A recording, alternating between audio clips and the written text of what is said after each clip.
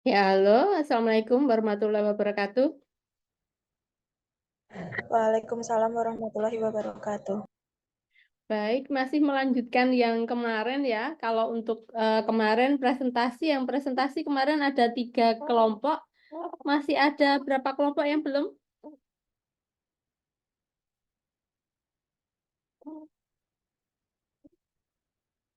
Oke, barangkali sambil disiapkan dulu.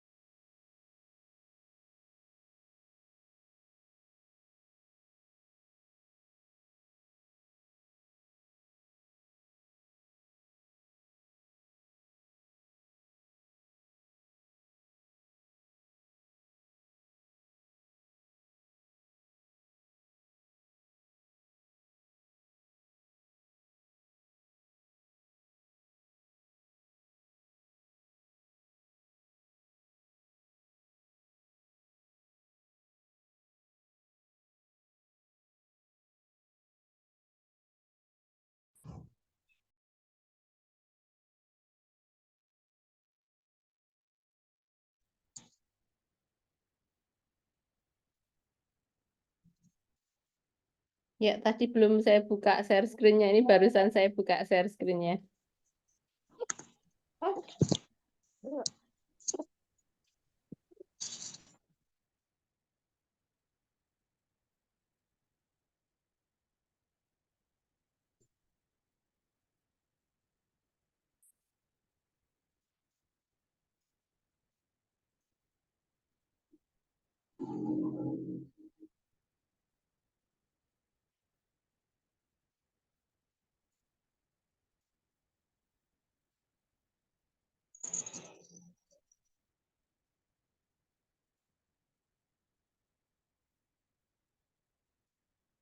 Di kampus aku udah libur loh, mbak, udah selesai UAS UTS.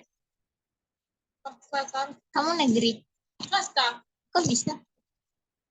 Maksudnya cepet gitu. Biasanya kan swasta nunggu negeri libur dulu. Karena di sana pas kami mau kesini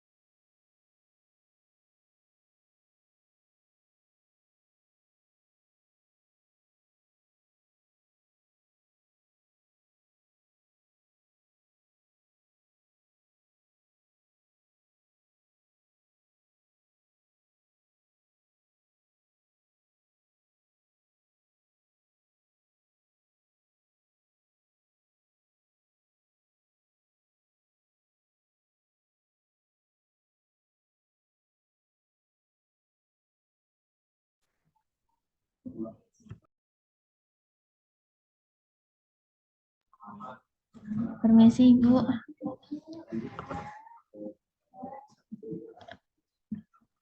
Ya, silakan. Kami dari Mutiara, Husnul Khotimah sama Diva ini izin presentasi. Oke. Izin touchscreen dulu ya, Bu.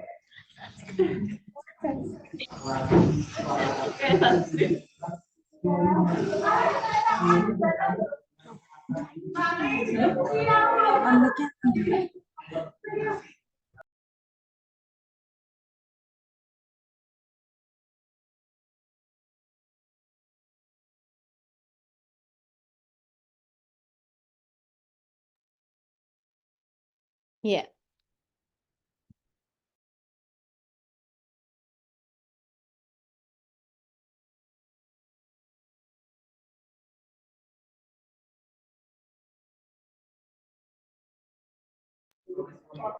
Sebelumnya, apakah sudah terlihat Ibu dan teman-teman?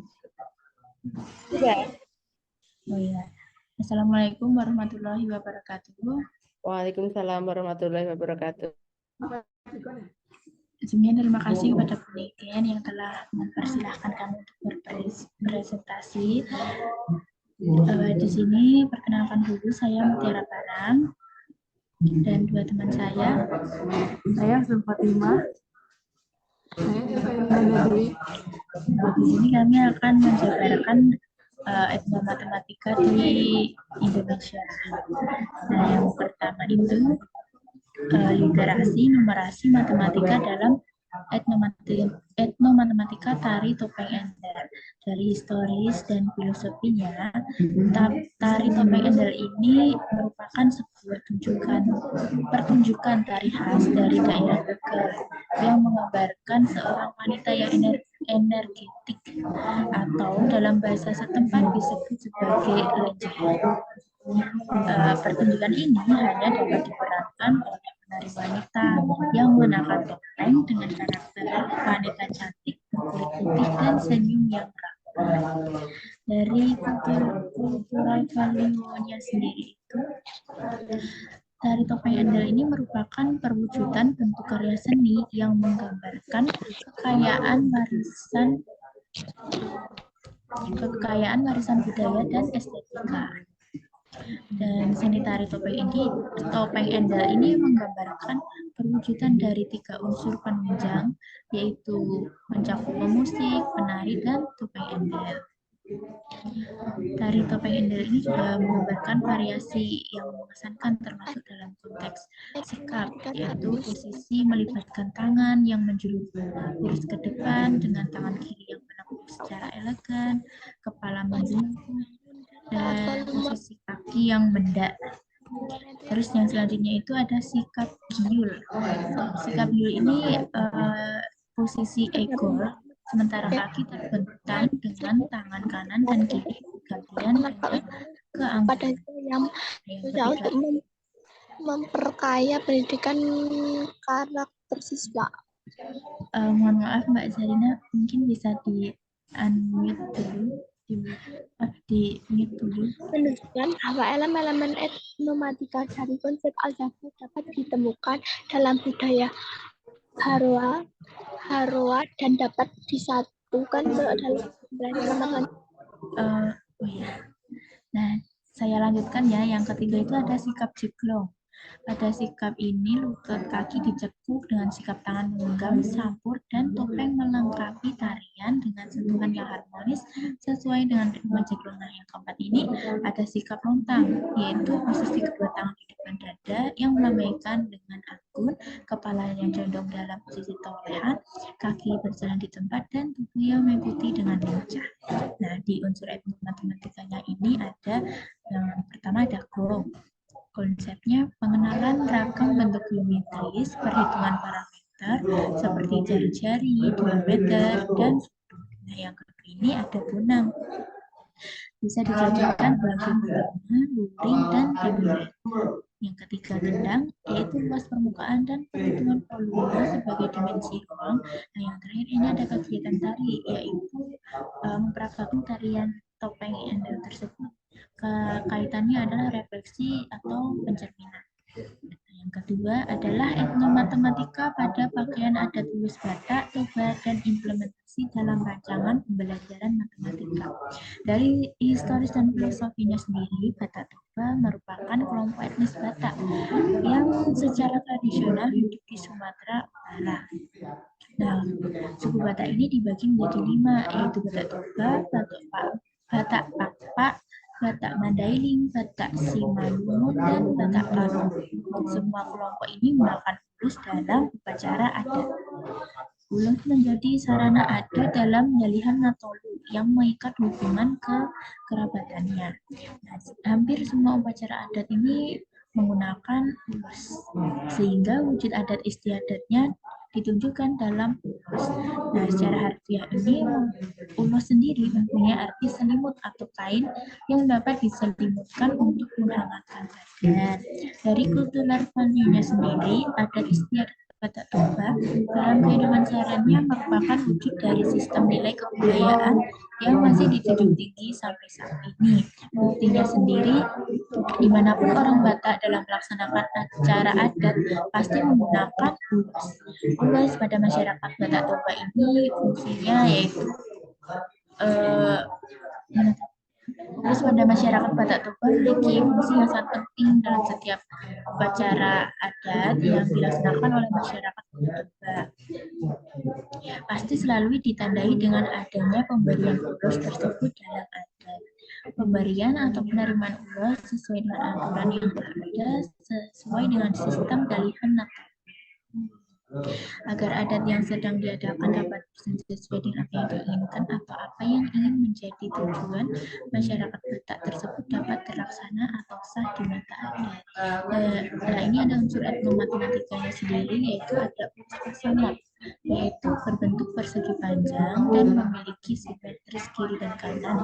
Terdapat juga pencerminan. Yang kedua ada ulus pengantin, memiliki bentuk persegi panjang, pencerminan, dan sisi yang simetris antara atas dan bawah. Yang ketiga ini ada ulus bolong, memiliki bentuk geometris, jajar genjang, dan simetris antara kanan dan kiri, serta atas dan bawah. Yang terakhir ada ulus satu, memiliki bentuk geometris, trapesium, memiliki ornamen segi 6 dengan jajar genjang di dalamnya, dan terdapat juga simetris antara kiri dan kanan. Nah, artikel yang ketiga ada eksplorasi etnomatematika pada permainan tradisional jamuran. Dari historis dan filosofinya sendiri, permainan tradisional jamuran berasal dari kata jamur, artinya cendawan dengan impan kataan. Permainan tradisional jamuran ini permainan yang diciptakan oleh Sunan Giri, disampaikan oleh Nurul tahun 2016. Permainan tradisional jamuran diciptakan oleh Sunan Giri yang tujuannya untuk menyebarkan dakwah dan nilai-nilai pendidikan.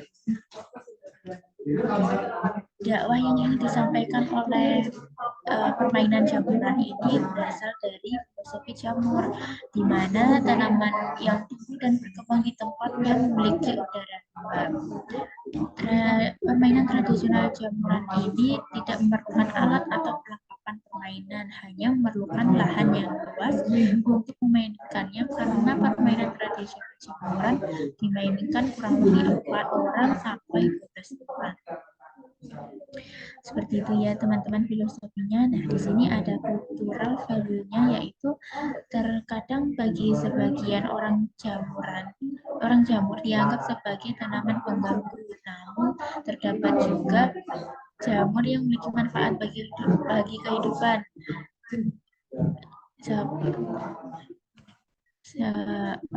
Sama seperti jamur, kita sebagai manusia juga bisa menjadi mengganggu bagi orang lain, namun bisa menjadi manusia yang bermanfaat bagi orang lain. Sedangkan dalam nilai pendidikannya, permainan tradisional itu ada nilai kebersamaan, kemampuan berekspresi, kemampuan memahami perintah, hingga ketangkasan gerak baik di irama. Nah, di dalam permainan jamuran ini ada unsur etnomatematika. Contohnya ada bom pipa. Nah, ini kan termasuk dalam operasi hidup. Yang selanjutnya ada pergandengan membentuk lingkaran. Ini termasuk dalam bangun lingkaran. Yang ketiga ada gerakan jamur paru, yaitu seperti ini, jenis sudut siku-siku. Nah, yang selanjutnya itu gerakan jamur motor atau jamur becak seperti bangun persegi. Yang selanjutnya ada gerakan jamur gagak, yaitu sudut tumpul lebih dari 90 derajat. Nah, yang selanjutnya ini akan dibacakan oleh Pak. Selanjutnya, artikel keempat yaitu etnomatematika dalam proses pembuatan tempe. Dari historis dan filosofisnya sendiri, tempe sebagai salah satu kuliner khas Indonesia. Sejarahnya, secara bahasa, tempe diperkirakan berasal dari bahasa Jawa kuno yaitu tumpi. Tumpi adalah makanan berwarna putih yang terbuat dari tepung dan sagu yang dapat ditemukan pada masyarakat Jawa kuno, sehingga boleh jadi inilah yang menjadi asal muasal makanan tempe. Kata tempe juga bisa ditemukan dalam serat centini yang merupakan salah satu serat atau catatan kuno karya sastra Jawa asli Nusantara yang lengkap menyebut tentang dunia kuliner. Tempe berasal dan dikenal di Jawa, khususnya Yogyakarta dan Surakarta. Adapun beberapa cara pembuatan tempe keluar Jawa yaitu melalui orang-orang Jawa yang bermigrasi ke seluruh Indonesia. Menurut Freddy Arianto tahun 2020. Begitu juga dengan sumber peneliti ini yaitu perajin tempe yang merupakan orang Mandailing dan berdomisili di Medan. Narasumber mempelajari proses pembuatan tempe dari orang Jawa yang sudah terlebih dahulu memiliki usaha tempe di Medan. Untuk cultural value-nya, aktivitas dalam proses pembuatan tempe tidak terlepas dari konsep matematika. Berdasarkan hasil wawancara dengan salah satu orang pengrajin tempe, hal yang paling disadari dalam proses pembuatan tempe yang berkaitan dengan matematika adalah proses menimbang kacang kedelai yang telah dimasukkan ke dalam plastik dan harga tempe. Proses penimbangan atau menakar berat tempe serta penentuan harga jual tempe memang berkaitan dengan matematika. Akan tetapi, bila ditelaah lebih jauh, masih ada konsep matematika lain dalam proses pembuatan tempe tersebut yang tidak disadari oleh pengrajin tempe itu sendiri. Sebenarnya Mbak Monika bisa di-mute kan suaranya supaya teman-teman bisa mendengar dengan jelas. Oke, lanjut saja. Terima kasih, Mbak Moni. Unsur etnomatematika yang terdapat dalam artikel ini adalah konsep matematika dalam proses pembuatan tempe sebagai sebuah aktivitas manusia, bukan hanya sebagai sebuah produk yang mana konsep-konsep matematika itu akan berhubungan dengan matematika yang dipelajari di sekolah. Sehingga etnomatematika yang ditemukan dalam yang dapat digunakan untuk mendukung pembelajaran matematika di sekolah yaitu dari Tumpunya mengusung konsep matematika yaitu geometri ruang bentuk kerangka balok untuk memasak. Yang kedua, kacang kedelai, konsep matematikanya yaitu geometri ruang bangun ruang setengah elipsoid. Yang ketiga, pembungkusan kacang kedelai. Konsep matematikanya pengukuran tentang berat yang sama. Penyusunan yang selanjutnya ada penyusunan tempe, mengusung konsep kesebangunan dan kekongruen dengan dua tempe berada di bawah dan satu tempe berada di tengah atas menjadi segitiga. Semua tempe disusun membentuk bangun ruang segitiga. Dan yang terakhir ada penggantung tempe. Konsep matematikanya pola bilangan digantung dengan pola yang berbeda.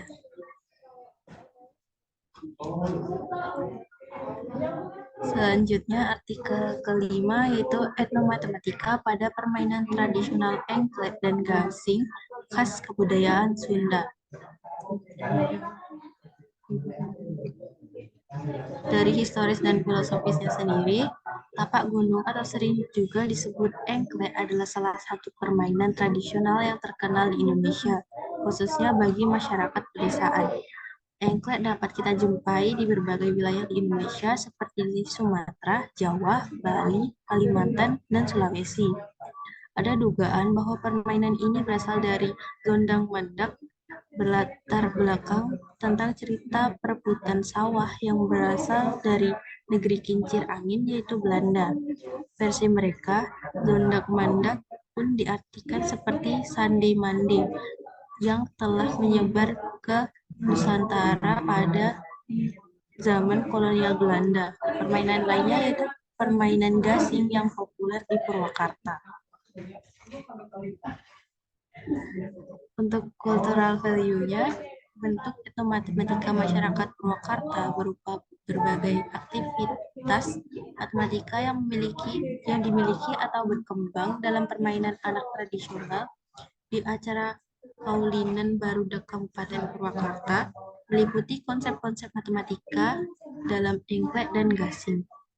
Melalui permainan tradisional ini, guru yang ada di sekolah berupaya untuk mengajarkan matematika dengan budaya lokal setempat sehingga sangat mudah untuk siswa merasakan keberadaan matematika dalam kehidupan sehari-hari. Selain itu, dapat menanamkan unsur pendidikan karakter berupa kejujuran, kebersamaan, dan sportivitas yang tinggi dalam melakukan permainan tradisional. Untuk unsur etnomatematikanya sendiri itu yang pertama ada pengenalan angka-angka dan berlatih berhitung. Yang kedua, pengenalan bangun datar yang terdapat pada lumpak atau petak-petak engklek atau rumah engklek di atas tanah. Bangun datar yang digunakan berbeda-beda di setiap daerah. Ada yang berupa perpaduan antara segitiga dan persegi panjang, ada juga yang merupakan perpaduan antara setengah lingkaran, persegi dan persegi panjang. Tidak ada standar yang baku dalam pembuatan engklek ini, misalnya berupa ukuran bidang datar yang digunakan atau juga standar macam-macam bidang datar yang digunakan. Yang ketiga, konsep probabilitas dalam proses penggunaan gacu atau imat untuk menentukan salah atau benar atau mati atau lanjut. Engklek merupakan permainan yang di dalamnya terdapat unsur geometri datar di mana jika ditelaah lebih lanjut bisa diterapkan juga dalam pembelajaran matematika tentang geometri datar, yaitu persegi, persegi panjang, dan setengah lingkaran dalam petakan yang digunakan dalam permainan. Permainan lainnya yaitu permainan gasing yang biasanya dimainkan oleh anak laki-laki terbuat dari bambu berbentuk tabung dengan tali untuk menariknya sehingga dapat berputar. Jika diperhatikan, terdapat unsur etnomatematika di dalam permainan ini yaitu bangun ruang berupa tabung.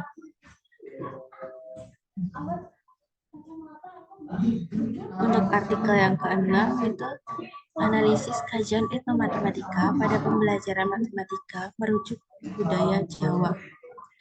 Dari historis dan filosofisnya sendiri, Indonesia merupakan negara kepulauan yang memiliki keanekaragaman suku, bahasa, adat, serta kebudayaan. Dan dalam setiap kebudayaan yang ada di Indonesia memiliki daya tarik serta keunikan tersendiri yang dapat memikat khalayak masyarakat maupun dari luar negeri.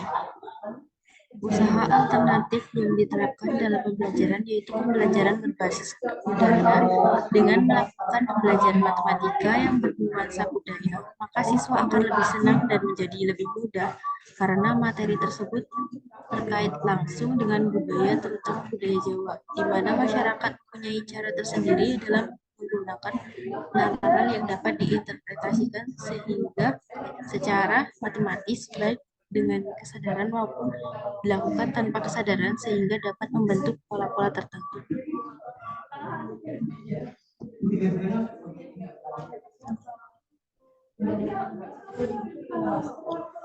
Untuk cultural value-nya, Budaya Jawa mempunyai peranan dan dapat berintegrasi dengan pembelajaran matematika yang ada di lingkungan sekolah. Untuk siswa belajar, tujuan pembelajaran berbasis budaya sendiri adalah untuk membantu siswa menjadi sadar akan bagaimana siswa dapat berpikir secara matematik menurut budaya dan tradisi mereka. Di samping itu, guru diharapkan dapat membantu siswa meningkatkan kemampuan berhitung dan berpikir secara matematika dalam berbagai konteks.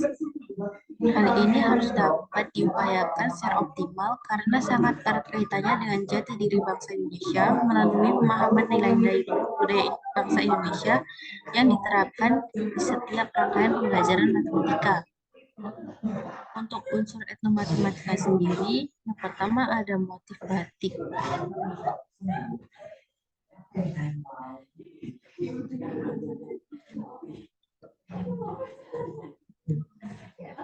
Gambar di atas merupakan motif batik tambal Pamiluto yang berasal dari Solo.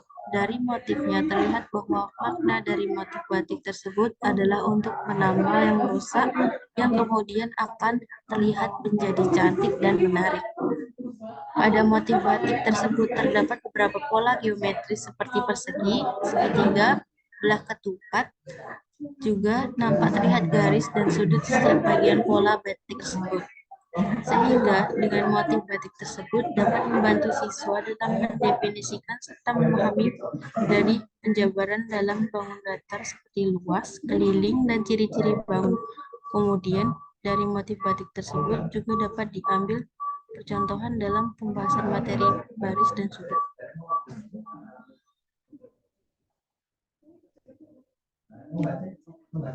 Yang kedua ada rumah adat. Rumah joglo adalah gambar yang tertera di atas, merupakan salah satu rumah adat di Jawa Tengah yang mempunyai berbagai struktur juga bagian-bagian pada bangunannya. Tampak depan terlihat pada atap dapat berbentuk trigonometri serta jajar-jajar. Kemudian pada dinding rumah membentuk bangun datar persegi panjang. Lalu pada tiang rumah membentuk tabung. Dan melalui pengamatan atas rumah joglo tersebut, siswa dapat mendefinisikan dari trigonometri, sifatnya, dan cara penyelesaian soalnya. Kemudian, dapat mengetahui ciri dari jajar genjang dan persegi panjang, serta menaksirkan dari luas dan kelilingnya. Lalu siswa juga dapat menentukan kolom dari ciri-ciri data.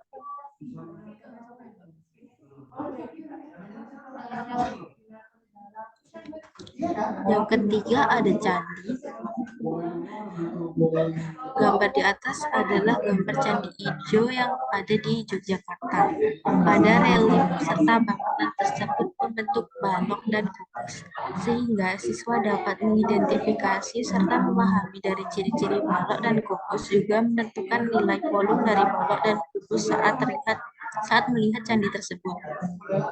Sehingga meskipun siswa dalam berwisata dapat sekaligus belajar komponen bangunan yang terdapat pada candi tersebut.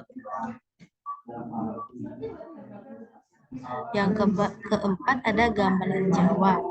Alat musik gamelan di Jawa ada beberapa bentuk serta fungsinya, dan salah satunya adalah alat musik gong seperti gambar di atas.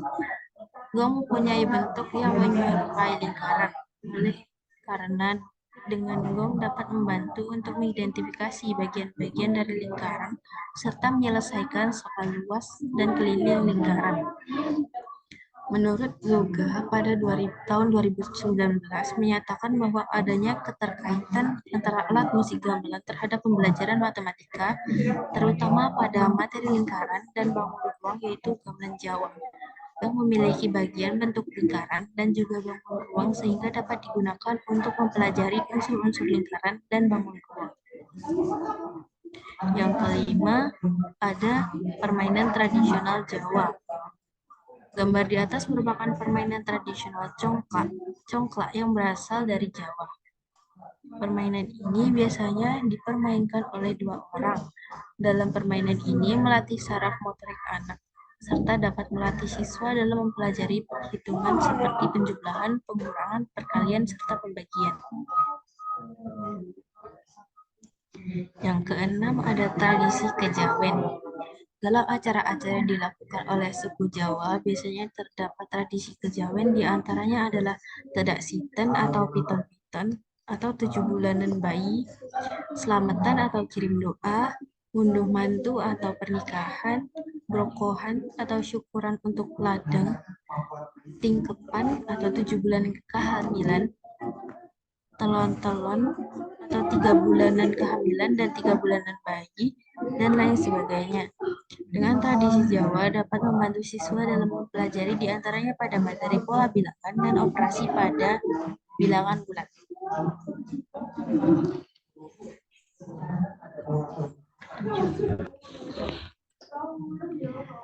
Baik, untuk selanjutnya yaitu poin ke-7 dengan judul eksplorasi etnomatematika pada gerak tari piring.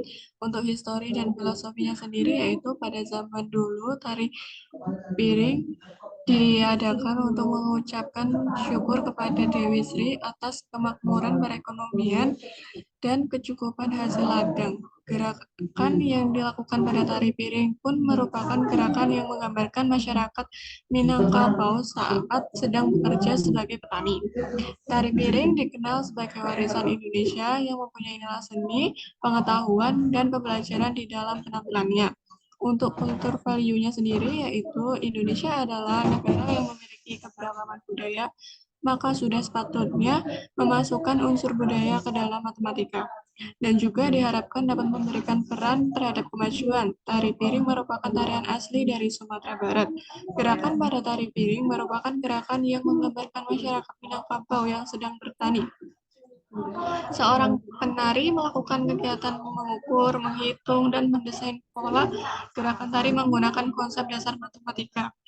Pembelajaran matematika menggunakan tarian akan semakin menarik perhatian, karena peserta didik dapat melihat konsep matematika dari gerakan penari, dan peserta didik dapat belajar dengan menggerakkan anggota tubuh mereka. Untuk unsur etnomatematikanya sendiri, yaitu beberapa gerakan pada tari piring dapat dijadikan contoh untuk menginformasikan mengenai konsep dasar matematika seperti konsep geometri, sehingga dapat mempermudah peserta didik memahami konsep abstrak yang ada di dalam matematika seperti jarak, garis, sudut, dan bangun datar. Berdasarkan hasil penelitian yang telah dilakukan terhadap etnomatematika dari tari piring adalah yang pertama gerakan pasembahan. Ya, titik koordinat adalah garis yang menggabungkan koordinat X dan Y dan yang dilambangkan XY. Koordinat X merupakan jarak tegak lurus dari sumbu Y, sedangkan koordinat Y merupakan titik yang memotong sumbu X.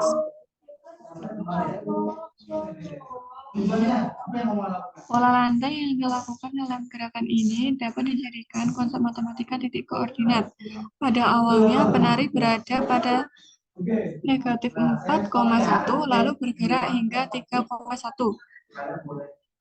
Rotasi titik pusat rotasi merupakan tempat yang menjadi acuan pergerakan putaran dari titik awal ke titik akhir. Jika melakukan rotasi suatu benda dari titik 0,0, itu artinya bangun tersebut diputar dan tetap berada di titik 0,0.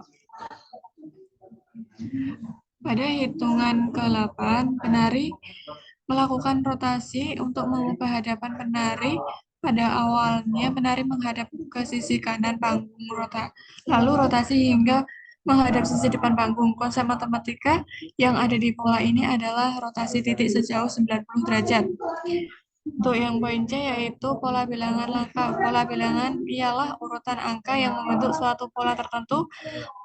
Pola bilangan bisa diartikan urutan bilangan yang bentuknya teratur atau bilangan tersusun dari beberapa bilangan lain yang membentuk pola. Hitungan gerakan ini 2 kali 8 melangkah lurus ke tengah panggung, lalu hitungan kedua menghadap depan. Konsep ini membentuk pola bilangan. Untuk poin yang kedua yaitu gerakan singanjua lalai. Untuk yang poin A, garis bersilangan.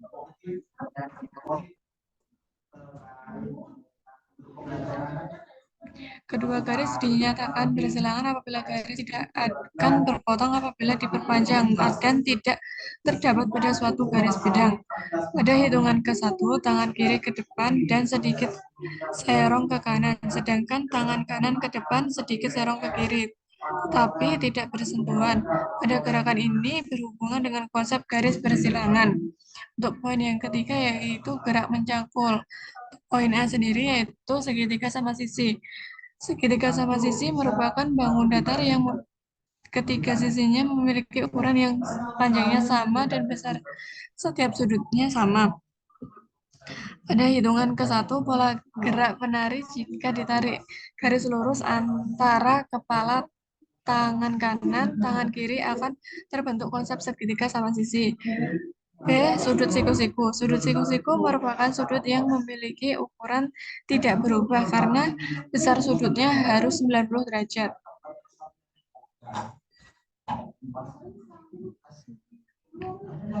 Pada hitungan ke-4, tangan diangkat ke samping sejajar dengan kepala. Pada siku tangan terbentuk sudut siku-siku. Untuk C, konsep jarak. Jarak merupakan pengukuran numerik yang berguna untuk menyatakan seberapa jauh objek suatu dengan objek lain. Pada saat tangan diangkat hingga sejajar dengan kepala kira-kira 30 cm, gerakan ini berhubungan dengan konsep jarak. D. Perbandingan. Perbandingan merupakan materi dalam matematika yang membandingkan dua atau lebih nilai dari hal yang sejenis. Pada saat penari melakukan gerakan pertama, maka tinggi tubuhnya 100 cm. Sedangkan ketika berdiri, penari tersebut memiliki tinggi 160 cm. Maka perbandingan tersebut 100 berbanding 160, maka disederhanakan menjadi 5:8. Untuk yang keempat yaitu gerakan menyiang. A. Sudut lancip dan sudut tumpul. Sudut lancip merupakan sudut yang kecil ukurannya dibandingkan dengan siku-siku. Besarnya yaitu 0 derajat sampai 90 derajat. Sedangkan sudut tumpul kebalikan dari sudut lancip, karena sudut tumpul lebih besar dari 90 derajat. Pada hitungan ke-1, tangan kanan direntangkan ke kanan atas dan tangan kiri ke kiri bawah. Maka pada gerakan ini terdapat konsep sudut lancip dan tumpul. B. Sudut lurus. Sudut lurus didapatkan dari perputaran sebesar setengah lingkaran atau 180 derajat. Pada gerakan ini, jika antara kedua piring tersebut ditarik garis lurus, maka terdapat sudut lurus. Kelima, gerakan mencampur segi 5. Bangunan datar ini memiliki 5 sisi sama yang panjang dan 5 sudut yang berukuran sama. Pada hitungan ke-1, kaki dan tangan dibuka jika antara kepala, tangan kanan, kaki kiri, dan tangan kiri ditarik lurus, maka terdapat konsep bangunan segi 5. B. Belah ketupat.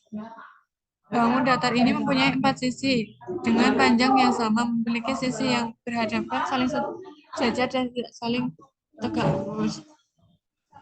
Pada hitungan ketiga, tangan dibuka dan kaki kiri berada tepat di belakang kaki kanan. Jika ditarik garis lurus antara kepala, tangan kanan, tangan kiri, dan kaki, maka ditemukan konsep belah ketupat.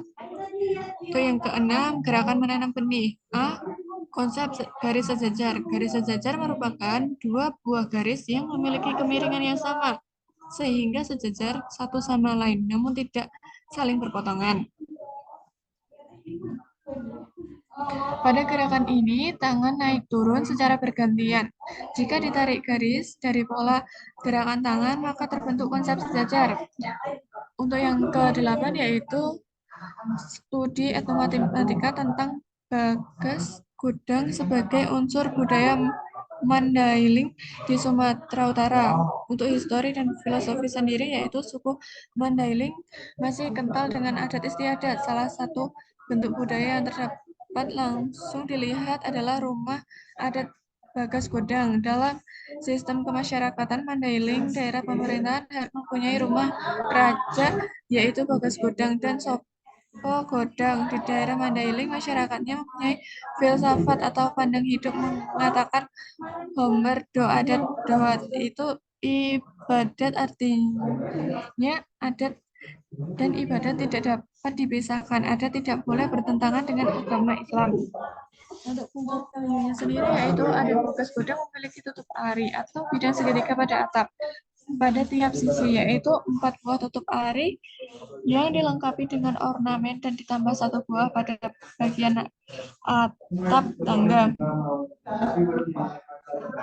Pada bagian atas tutup ari terdapat 3 cabang yang diberi nama Mersalapsap Pandegani yang menggambarkan 3 sifat mulia, yaitu yang pertama Parbinegean yang artinya bagus dalam penglihatan. Maksudnya selaku menggunakan cara pandang yang positif, karena kalau seorang berpandangan positif, tentu setiap apapun dalam fenomena kehidupan ini tentu selalu mencari apa makna yang ada di dalamnya.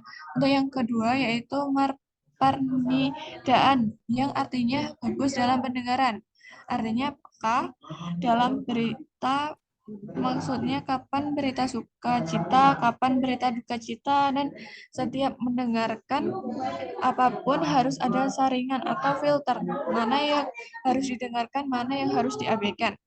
Untuk yang terakhir yaitu Marpangorohai yang artinya bersih hatinya, yaitu orang yang bersih hatinya tentu jauh dari sifat-sifat penyakit hati yang ada hanya ikhlas dalam berbuat dan bekerja tanpa pamrih. Dan bidang tutup ari dibagi atas 9 bagian yang diberi hiasan dan memiliki makna tersendiri. Untuk unsur etnomatematikanya yaitu ornamen yang diterangkan pada tutup ari bokas godang dan sopo godang berupa garis-garis geometris atau garis lurus, kecuali yang menggambarkan benda-benda alam seperti matahari, bulan, dan bintang, serta bunga. Ornamen bolang atau bolang yang berfungsi sebagai simbol atau lambang.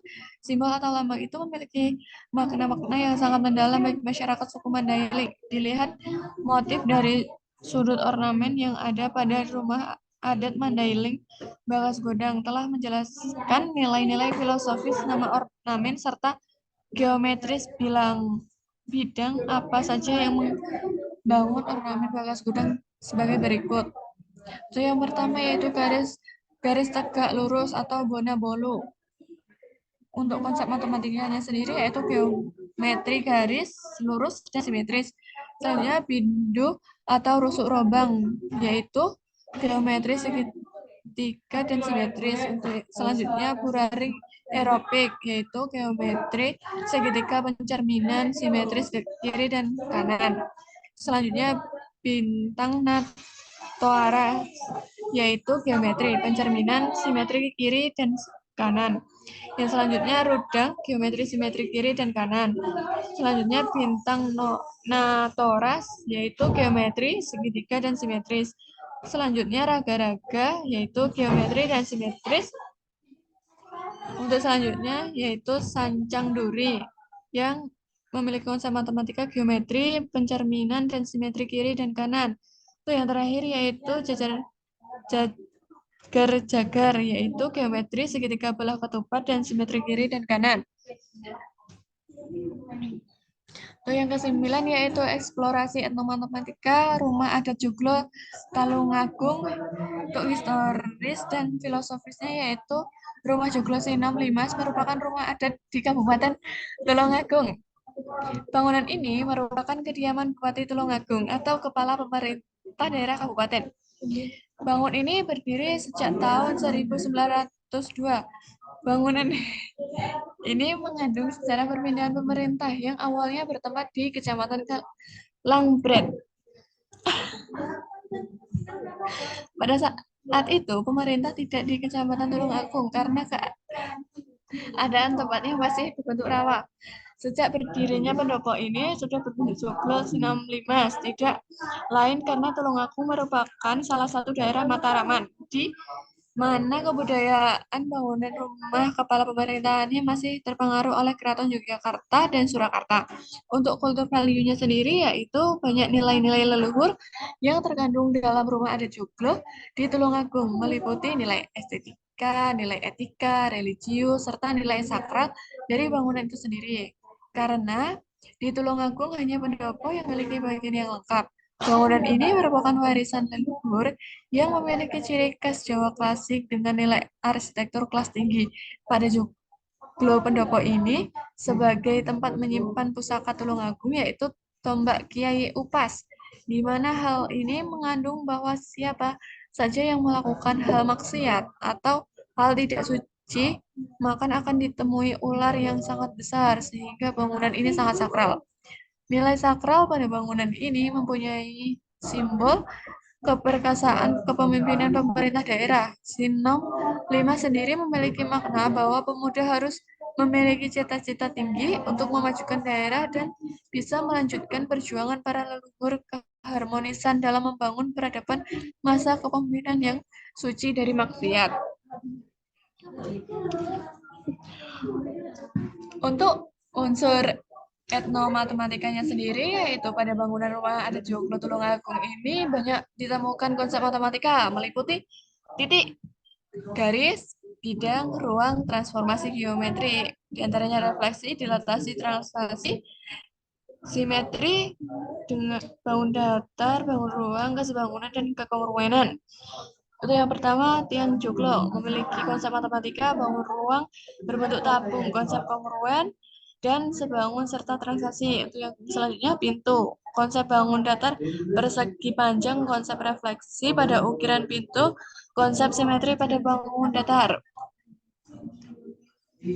Terus selanjutnya yaitu atap, konsep bangun datar trapesium. Yang terakhir, gobyok, yaitu konsep kekongruenan dan refleksi serta terhadap konsep Pitagoras. Untuk artikel yang terakhir yaitu bentuk etnomatematika pada Batik Adipurwa dalam pembelajaran pola bilangan. Untuk historis dan filosofinya sendiri yaitu menurut wawancara dengan para pengrajin batik di daerah Purworejo, secara etimologi Adipurwa berasal dari dua kata yaitu adi yang berarti unggul dan kata Purwo yang berasal dari kata Purworejo. Motif batik Adipurwo ini adalah salah satu motif batik khas Purworejo yang pada awalnya dibentuk untuk kalangan PNS di Purworejo saja. Namun seiring waktu berjalan, kini motif batik Adipurwo sudah berkembang dan menjadi motif batik khas Purworejo. Motif Adipurwa memiliki 9 ciri motif yang ke-9 ciri itu merupakan kearifan lokal Purworejo, antara lain geblek, celorot, manggis, durian, kambing, tulala, bedug, pendowo, gula merah, dan jahe merah. Namun ciri batik Adipurwa terus berkembang, tidak hanya 9 ciri saja.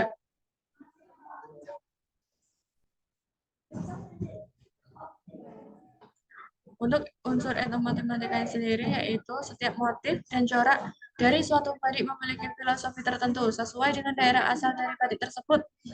Motif-motif ini banyak membentuk pola bilangan tertentu. Misalnya dalam selembar kain dapat motif manggis, durian, melati, dan menyan kobar. Selang beberapa motif manggis ada motif durian dan berpola sedemikian sehingga menjadi pola motif durian. Berikut akan disajikan contoh gambar sebagai bentuk kaitan pembelajaran pola bilangan dengan motif batik Adipurwa. Dari gambar motif batik di atas, kita dapat mengamati beberapa motif di dalamnya, antara lain 1 motif durian, 2 motif melati, 3 motif manggis, 4 motif menyan kobar. Motif-motif yang terbentuk memiliki suatu pola dapat ditentukan urutannya. Dari gambar di atas, kita dapat mengamati bahwa motif durian memiliki pola 1, 4, 7, 10, 13, 16. Ini berarti setiap suku dari pola tersebut memiliki selisih 3 dengan suku selanjutnya. Oleh karena itu, kita bisa mengetahui suku selanjutnya setelah 16 dengan ditambahkan 3, yaitu 19. Dengan cara yang sama, kita dapat mengetahui pola untuk motif melati dan motif manggis. Kemudian kita amati gambar batik di bawah ini. Dari gambar motif batik ini, kita amati terdapat beberapa motif Caranya yaitu motif geblek, daun pare, celorot, kelanting. Motif-motif yang terbentuk memiliki suatu pola yang dapat ditentukan urutannya. Dari gambar di atas, kita amati bahwa yang pertama, motif geblek memiliki pola 1, 7, 13, dan seterusnya. Ini berarti setiap suku untuk pola motif geblek memiliki selisih 6 dengan suku selanjutnya.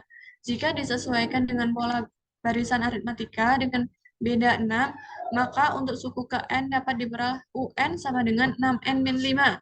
Untuk yang kedua, motif daun pare memiliki pola 2, 5, 8, 11, 14, dan seterusnya. Ini berarti setiap suku untuk pola motif daun pare memiliki selisih 3 dengan suku selanjutnya. Jika disesuaikan dengan pola barisan aritmatika dengan beda 3, maka untuk suku KN dapat diperoleh UN sama dengan 3N-1. Untuk yang ketiga yaitu motif selorot memiliki pola 3, 6, 9, 12, dan seterusnya. Ini berarti setiap suku untuk pola motif selorot memiliki selisih 3 dengan suku selanjutnya.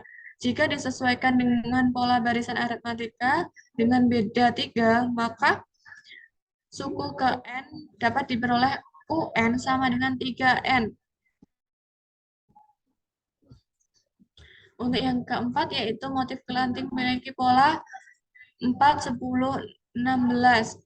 Ini berarti setiap suku untuk pola motif kelanting memiliki selisih 6 dengan suku selanjutnya. Jika disesuaikan dengan pola barisan aritmatika dengan beda 6, maka suku KN dapat diperoleh UN sama dengan 6N-2.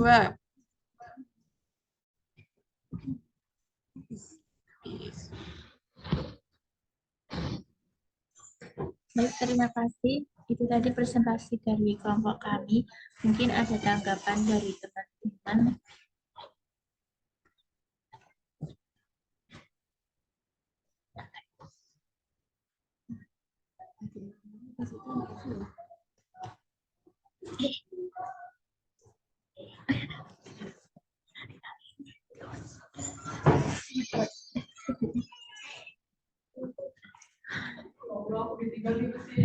Ada banyak sekali ini tadi ya yang dibahas artikelnya. Mulai dari tadi tari-tarian yang ada gamel-gamelannya, ada tentang apa tadi? Ada ya yang topeng endel tadi ya, topeng endel tadi tarian, tapi tadi sepertinya ada gamelannya juga, ada ini macam-macam tadi. Nah, barangkali ada hal yang ingin dibahas dari kelompok lain? Gimana teman-teman? Mungkin ada yang ingin disampaikan?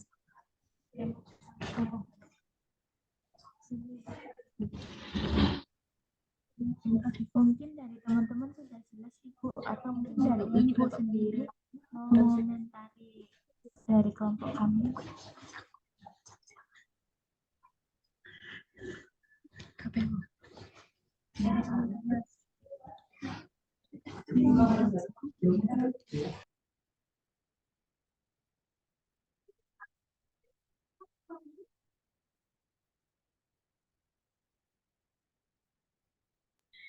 Baik, saya izin berkomentar. Perkenalkan, nama saya Herlinda. Dari yang kelompok kemarin, yang 3 kelompok itu hingga yang saat ini, kita bisa tahu bahwa etnomatematika itu tidak hanya berhubungan dengan geometri, karena yang kemarin itu kita membahas hanya terkait dengan geometri, tetapi yang di kelompok ini sangat bagus karena bisa juga masuk pada materi aritmatika, yaitu dengan etnomatematika batik. Mungkin itu saja yang bisa saya sampaikan. Terima kasih. Ya, tadi lebih bervariatif ya, tidak hanya geometri ya. Iya, Ibu. Soalnya kalau dari kemarin itu batik juga hanya dikaitkan dengan geometri. Oke, baik Mbak Arlinda. Ya, memang kemarin batik ini geometri, ini tadi tidak hanya geometri. Kalau ini tadi apa selain geometri? Aritmatika, Ibu. Ya, ada aritmatikanya ya.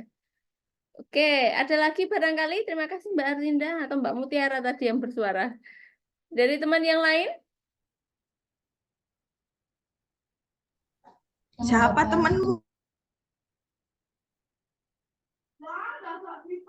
Ya, sebelumnya terima kasih ya Mbak Arlinda karena sudah mengomentari yang baik. Dari teman-teman yang lain, ada yang ingin berkomentar lagi?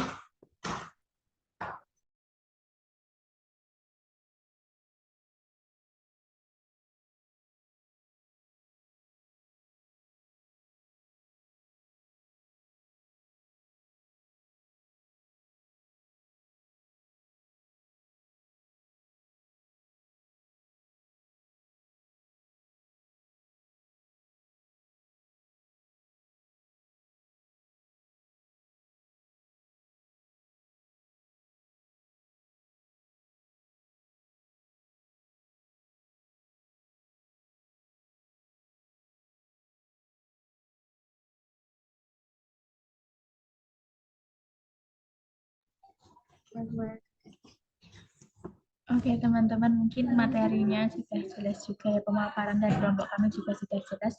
Mungkin dari Uniken ada tambahan? Ya, dari saya itu barangkali nanti dilanjutkan kelompok lain. Nanti kita bahas di akhir lagi. Ini tadi berarti 1 ya.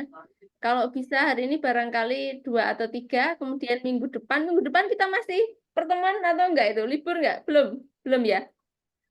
Sepertinya Belum ya? Oke. belum tahu. Barangkali sebelum Lebaran ini kan selesai untuk presentasinya, kemudian Lebaran, nah habis Lebaran kita ke lanjutannya untuk kita mengeksplorasi begitu. Oke. Baik, terima kasih. Ini tadi kelompoknya Mbak Mutiara, Mbak Deva Yulinanda, Mbak Husnul Khotimah. Terima kasih. Lengkap sekali ini tadi ya. Banyak sekali, oke. Baik, kita berikan aplaus. Oke. Selanjutnya untuk kelompok yang lain dipersilahkan.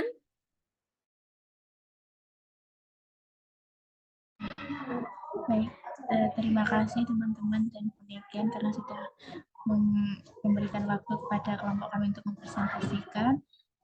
Untuk mengakhiri presentasi kami, saya tutup dengan alhamdulillahirrahmanirrahim. Wassalamualaikum warahmatullahi wabarakatuh.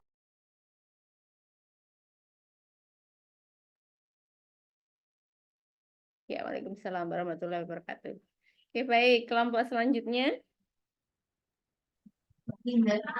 Izin. Seru banget.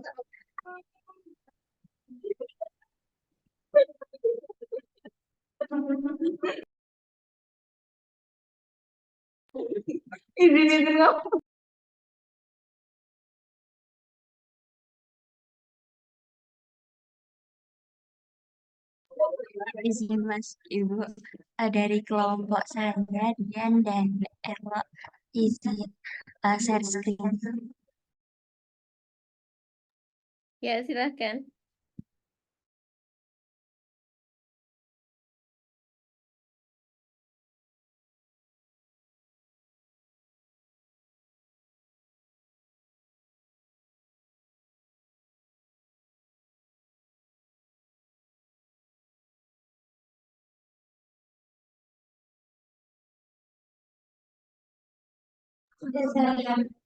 Apakah sudah terlihat? Iya, sudah. Sebelumnya, mohon maaf saya menggunakan mikrofon teman saya. Nama saya Diva Albina dan rekan saya ada Mbak Dian, Putri Pramutasari dan untuk yang pertama dari judul artikel yang dapat teman-teman lihat. Jadi dari artikel tersebut kami menemukan bahwa dalam kegiatan berkebun dapat melibatkan banyak aspek matematika seperti perhitungan luas lahan, perhitungan jumlah benih yang diperlukan, dan pengukuran waktu dan jarak dalam proses memupuk dan penyiraman tanaman. Dalam bidang pertanian, juga pengukuran sangat penting untuk menentukan jumlah pupuk dan air yang dibutuhkan untuk tanaman, menentukan jarak antar tanaman, dan menentukan waktu panen yang tepat. Kemudian dari artikel yang kedua, kami menemukan bahwa dalam artikel tersebut, mohon maaf, revisi dari jurnal tersebut, kami menyimpulkan bahwa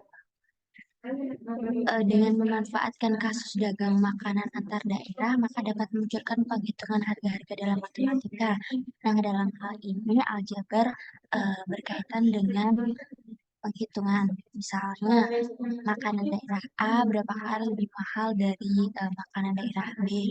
Ada juga 2 kali makanan daerah A sama dengan harga makanan daerah B. Misalkan kasus-kasus tersebut. Kemudian untuk jurnal yang ketiga, yaitu berdasarkan hasil wawancara eksplorasi yang telah dilakukan oleh peneliti, bahwasanya dalam batik Probolinggo ini memuat geometri. Nah, hasil analisis menyatakan bahwa terdapat bangun geometri yaitu persegi dan terdapat unsur-unsur yang dapat didefinisikan seperti sudut, sisi persegi.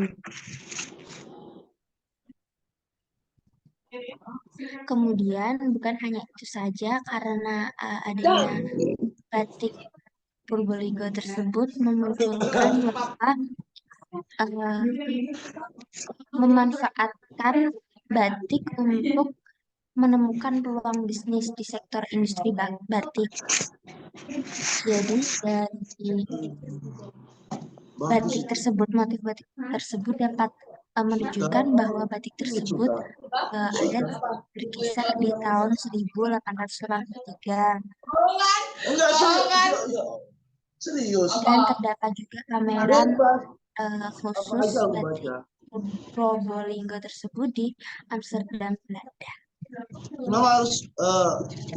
Selanjutnya yaitu jurnal yang keempat, yakni terkait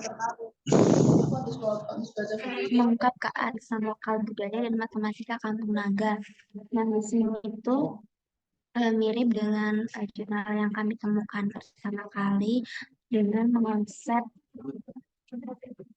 pertanian, perkebunan, namun ada juga tambahan. Nah, seperti menghitung 40 harian, 100 harian.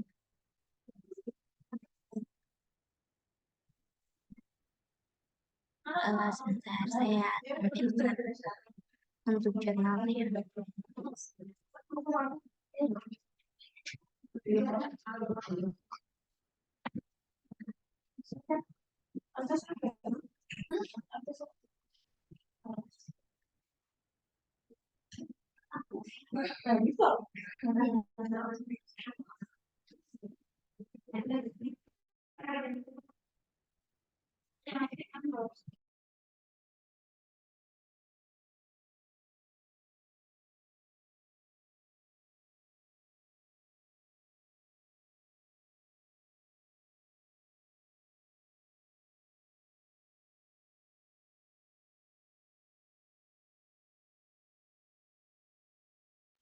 Jadi di sini itu terdapat yang pertama membilang.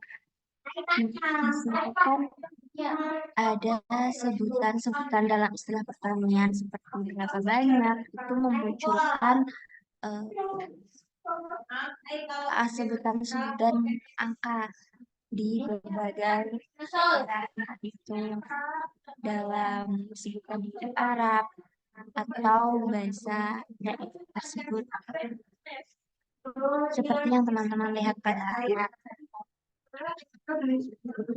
Kemudian masyarakat Kampung Naga itu biasa melakukan perhitungan sehari dengan sangat cepat untuk menentukan hari ke-30, pagi harian, 100 harian, dan seterusnya. Misalkan jika hari ini adalah hari Rabu, kemudian akan ditentukan pada hari 40 hariannya jatuh pada hari keempat, dapat dihitung dengan cara cepat.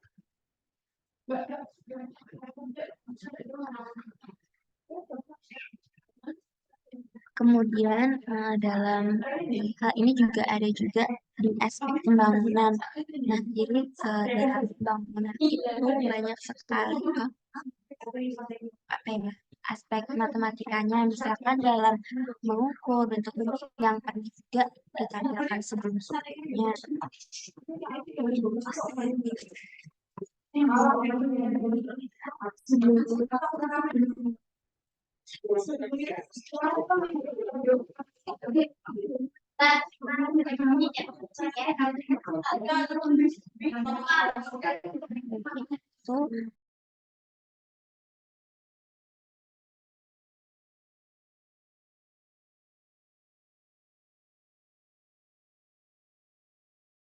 Itu mungkin itu yang dapat diambil dari jurnal ke-1 dan ke-4. Untuk selanjutnya akan disampaikan teman saya.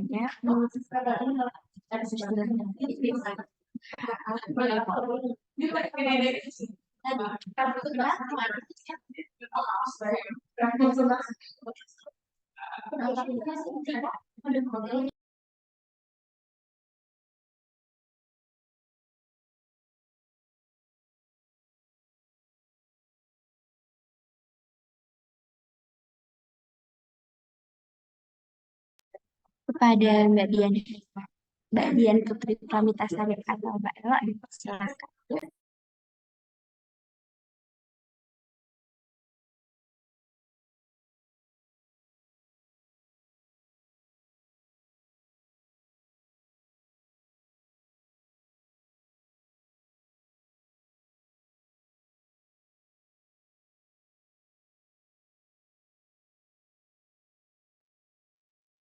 Baik, di sini saya akan melanjutkan presentasi, yaitu dari jurnal yang kelima, di mana jurnal tersebut berjudul tentang Etnomatika Masyarakat Pengrajin Anyaman Raja Polah, Kabupaten Tasikmalaya.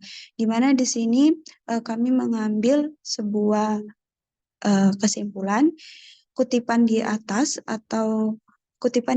bahwa telah selesai telelasi merupakan suatu pola khusus yang terdiri dari bangun-bangun geometri yang disusun tanpa pemisah atau jarak untuk menutupi suatu bidang datar. Istilah lain yang sering digunakan untuk menyebut talelasi adalah pengubinan. Telelasi atau pengubinan merupakan konsep antara cabang ilmu pengetahuan yaitu matematika dan seni. Selanjutnya di jurnal ke-6 itu ada Etnomatika Batik Trusmi Cirebon untuk mengungkap nilai filosofi dan konsep matematis, di mana batik Trusmi adalah istilah yang merujuk pada batik khas Cirebon yang berpusat di daerah Trusmi, Kabupaten Cirebon. Batik Cirebon memiliki ciri khas batik pesisir dengan keunikannya berupa motif dan warna yang tentunya berbeda dengan batik lain di Indonesia. Konsep-konsep matematika tersebut antara lain konsep simetris, transformasi seperti refleksi, translasi, dan rotasi, kongruenan, dan kesebangunan. Untuk jurnal ke-7 itu ada konsep aljabar pada budaya Haroa, pada masyarakat Buton, dan pengintegrasiannya dalam pembelajaran matematika, di mana menunjukkan bahwa elemen-elemen etnomatika dari konsep aljabar dapat ditemukan dalam budaya Haroa dan dapat disatukan ke dalam pembelajaran matematika. Ini termasuk konsep-konsep seperti himpunan, pemetaan, injektif, surjektif, bijektif, operasi pada himpunan, modulo 4, dasar dari grup, dan homomorfisme grup. Penggunaan konsep-konsep ini juga dapat menjadi sarana untuk memperkenalkan unsur-unsur budaya Haroa kepada siswa yang pada gilirannya dapat memperkuat karakter mereka. Nah, untuk jurnal yang ke-8 yaitu ada eksplorasi etnomatika di Museum Kereta Keraton Yogyakarta dan pengintegrasiannya ke dalam pembelajaran matematika, di mana mengambil kesimpulan dari deskripsi umum tentang keadaan objek yang sedang dianalisis. Hasil penelitian menunjukkan bahwa aspek etnomatika di Museum Kereta Keraton Yogyakarta bisa disertakan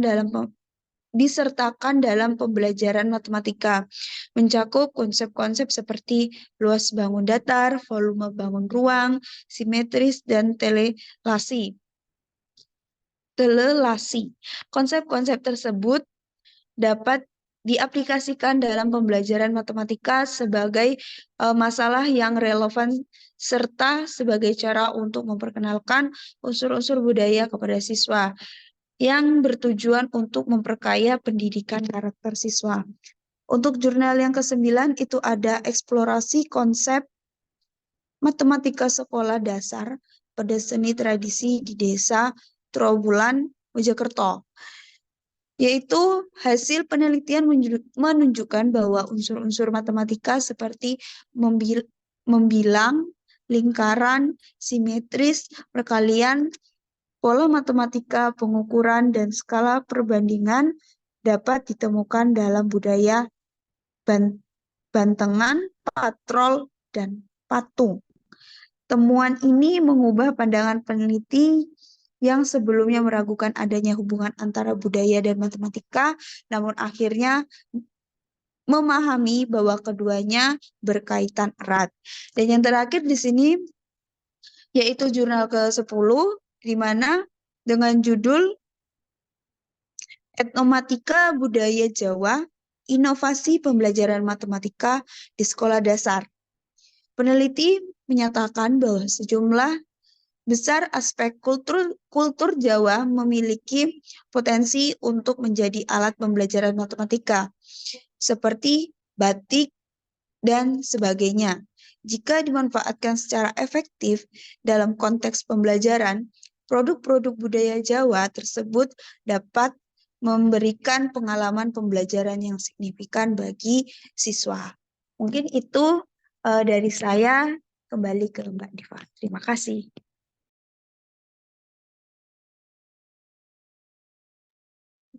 Baik, terima kasih kepada Mbak Dian. Barangkali ada masukan dari teman-teman. Dipersilakan atau dari Ibu Monika. Ya, silahkan. Barangkali.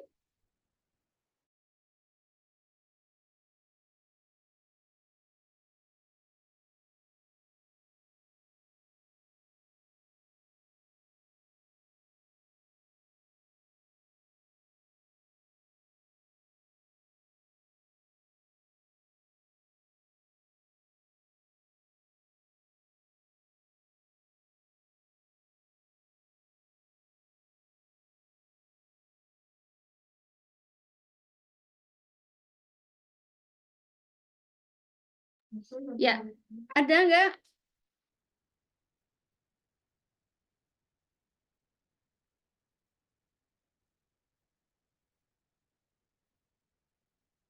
Oke, jadi ini ada yang ke pendidikannya juga ya. Jadi ini misalnya yang ke-10 ini tentang potensi kepembelajaran matematika ya. Oke, tapi ini barangkali di artikelnya entah apakah sudah dijelaskan secara detail atau belum gitu ya.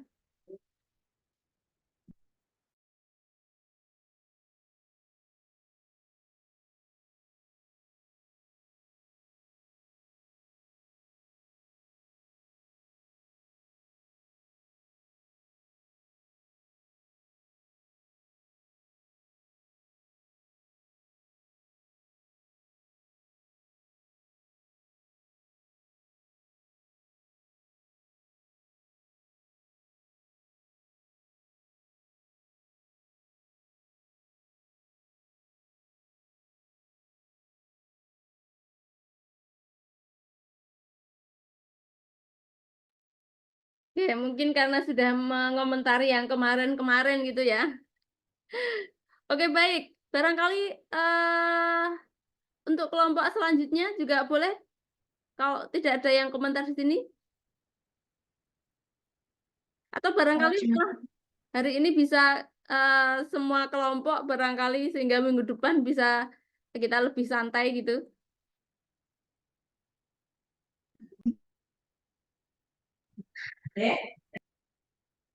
Ya, oke baik. Baik, karena mungkin dirasa cukup dari kelompok kami, mohon maaf apabila terdapat banyak kesalahan. Semoga bermanfaat dengan ilmu yang sedikit ini. Terima kasih. Wassalamualaikum warahmatullahi wabarakatuh. Waalaikumsalam warahmatullahi wabarakatuh. Ya, terima kasih Mbak Valina dan tim.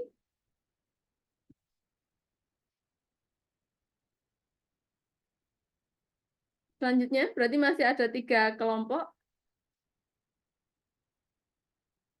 Silakan.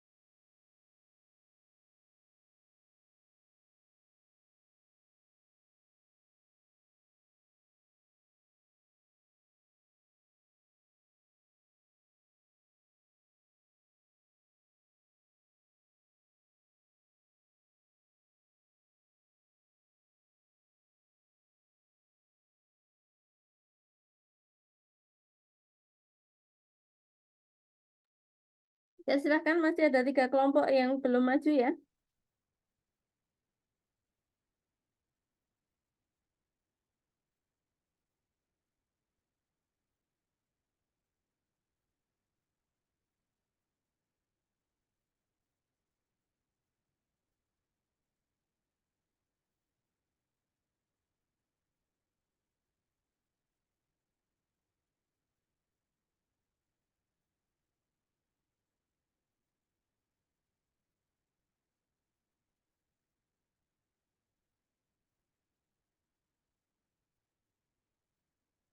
Kelompok siapa yang belum?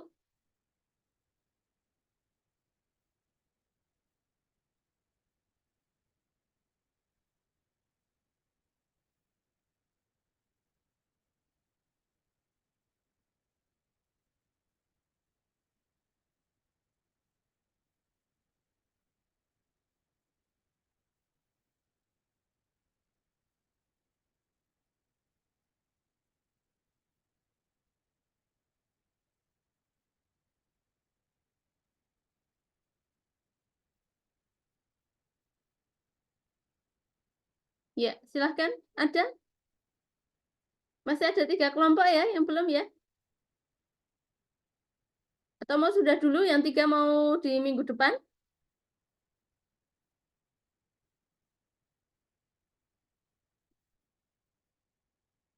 Oke, saya tunggu 2 menit dulu.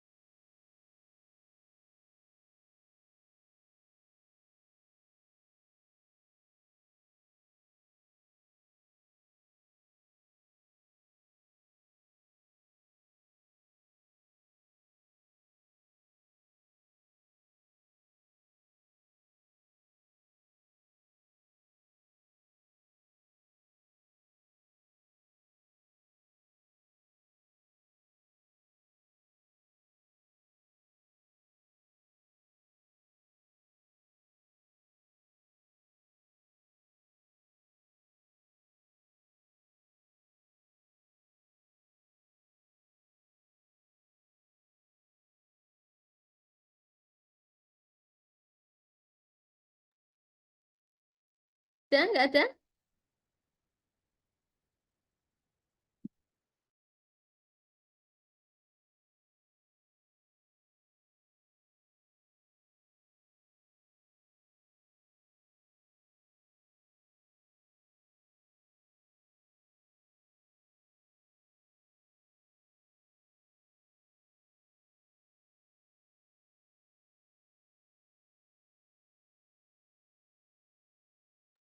Ya, silahkan Mas Hanif.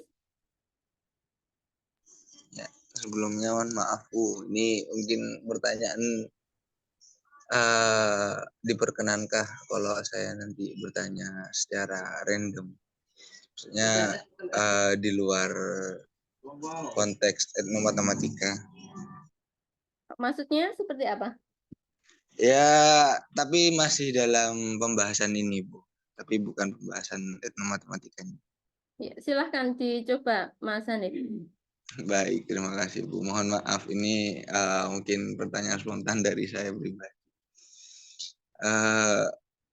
Mohon maaf Bu, sebelumnya saya ingin bertanya seperti ini.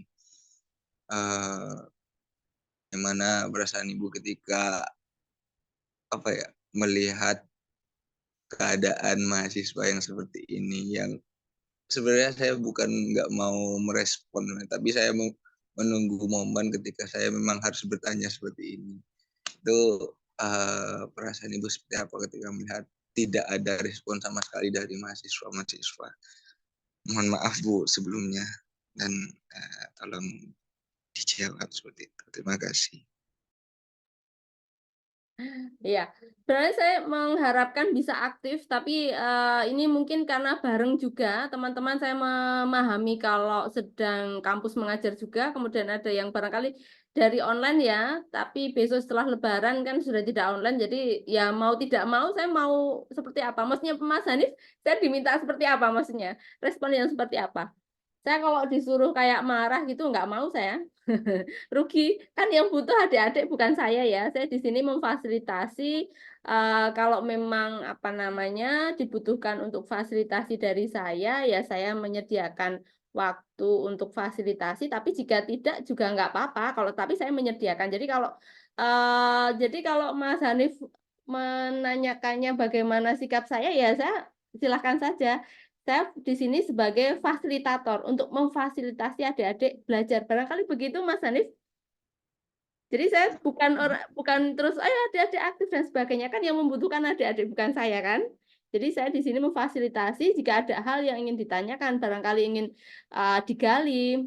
Mumpung saya di sini meskipun saya keterbatasan saya lewat online karena kebetulan saya masih cuti ya. Kebetulan saya cuti, ini posisinya sebenarnya cuti. Saya berusaha memfasilitasi, tapi kalau tidak digunakan ya nggak apa-apa. Itu kan yang penting saya berusaha untuk memberikan hak adik-adik untuk belajar. Kebetulan saya sedang cuti, jadi saya juga tidak mungkin mau ke kampus begitu. Kayaknya saya tidak begitu ya. Kalau untuk ini juga hak cuti saya, tapi karena adik-adik juga mempunyai hak untuk mendapatkan pengajaran dari saya, jadi salah satu hal yang bisa saya lakukan untuk memfasilitasi adalah melalui Zoom meeting ini. Begitu Mas Hanif barangkali. Kalau masalah adik-adik mau mengambil haknya untuk belajar sama enggak, itu kan hak ya. Jadi saya persilahkan saja. Barangkali kalau sikap dari saya seperti itu, Mas Hanif. Baik Bu, apakah boleh diteruskan Ibu? Oh, silahkan. Iya, ini kan semisal yang dihadapi Ibu adalah kelompok mahasiswa, ketika nanti misalkan untuk anak-anak SD, apakah responnya akan seperti ini juga sama atau seperti apa? Oh, tentu berbeda kalau SD. Kalau untuk menghadapi SD, SMP, SMA, dan kuliah kan berbeda tuntutannya ya, Mas Hanis. Kebetulan saya tidak mengajar di SD.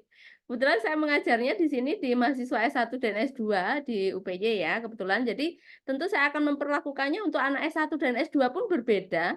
Kalau mau memperlakukan anak SD, tentu saja harus berbeda. Kan kalau di SD itu memang anak-anaknya memang karakteristiknya seperti apa kan berbeda. Nah, barangkali kemarin sudah mengambil mata kuliah psikologi pendidikan nih Mas Hanif. Kan ya psikologi untuk anak SD, anak SMP, SMA, atau mungkin untuk kalau di kuliah itu kan andragogi ya, pedagogi untuk orang dewasa. Tentu saja Saya tidak mungkin untuk marah-marah ke adik-adik, marah-marah, ayo aktif, lah ngapain kan yang butuh adik-adik. Ini pendidikan untuk orang dewasa. Tentu saya tidak akan menyamakan seperti ngajari anak SD tuh Mas Hanif. Barangkali itu Mas Hanif. Tentu kalau misalnya nanti adik-adik di sini mengajar di SD, kemudian cuek dan sebagainya tidak, itu juga beda ya, beda. Jadi mestinya dibedakan untuk anak SD, SMP, SMA, tentu penyikapannya berbeda di psikologinya, begitu. Jadi pendidikan untuk anak dan untuk orang dewasa itu harusnya berbeda. Nah, adik-adik di sini orang dewasa. Nah, mungkin itu yang ditanyakan Mas Hanif. Atau saya diminta untuk marah nih maksudnya Mas Hanif? Enggak, Bu. Enggak, Bu. Ini maksudnya kami biar tahu bagaimana respon dosen juga. Siapa tahu ya teman-teman yang lain di suatu hari nanti ya amin aja. Kalau misalkan jadi dosen kan tahu nih harus bersikap seperti apa nanti kalau menghadapi mahasiswa-mahasiswanya, atau kalau misalkan di SD dan teman-teman kan banyak yang ikut KM nih Bu. Nah, jadi teman-teman bisa tahu nih nanti hadepin anak-anak SD seperti apa. Terima kasih. Oke, baik. Jadi tadi sudah saya jawab ya. Jadi barangkali adik-adik, saya nggak tahu semester ini sudah mengambil psikologi pembelajaran atau belum. Tentu saja kalau misalnya psikologi untuk mengajar anak SD, SMP, SMA, tentu saja itu beda-beda ya. Kan melihat karakteristik siswanya juga beda. Kalau anak SD ya memang harus penuh perhatian dari sisi attitude-nya seperti apa, dari sisi ini seperti apa. Bukan berarti saya di sini tidak mengajari kalau ada attitude yang salah, bukan berarti saya tidak membenarkan loh ya. Tapi kalau untuk mungkin online seperti ini kemudian menutup kamera dan sebagainya, mungkin itu yang dimaksud Mas Hanif tadi. Kemarin memang pas di awal kan kita sudah ini ya terpaksa dengan Zoom karena kebetulan saya sedang cuti dan barangkali adik-adik juga beberapa ada yang ikut kampus mengajar. Kampus mengajar sebenarnya kan juga ininya lewat ini ya, konversi ya, tapi saya minta untuk tetap ikut join karena toh juga online begitu kemarin. Kalau online kan pas kampus mengajar masih bisa join begitu.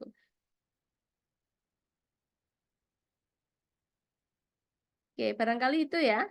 Oke, baik untuk pertemuan selanjutnya berarti 3 kelompok disiapkan, jangan seperti ini tadi. Besok 3 kelompok silahkan maju semua dan sampai selesai ya. Jadi 3 kelompok sebelum Lebaran itu kita presentasinya 3 kelompok. Jadi 3 kelompok itu sudah, kemudian selesai, kemudian Lebaran. Setelah Lebaran kita lanjutkan ke yang berikutnya yang untuk mengeksplorasi dari budaya yang ada di sekitar kita. Dan kebetulan setelah Lebaran memang sudah insya Allah saya sudah masuk tidak posisi online seperti ini. Baik, barangkali itu untuk pertemuan hari ini barangkali saya cukupkan sekian dulu, saya sudahi. Barangkali ada hal yang kurang berkenan dari saya mohon maaf dan sampai jumpa di minggu depan. Saya akhiri, wassalamualaikum warahmatullahi wabarakatuh. Waalaikumsalam warahmatullahi wabarakatuh. Terima kasih, Bu. Sama-sama.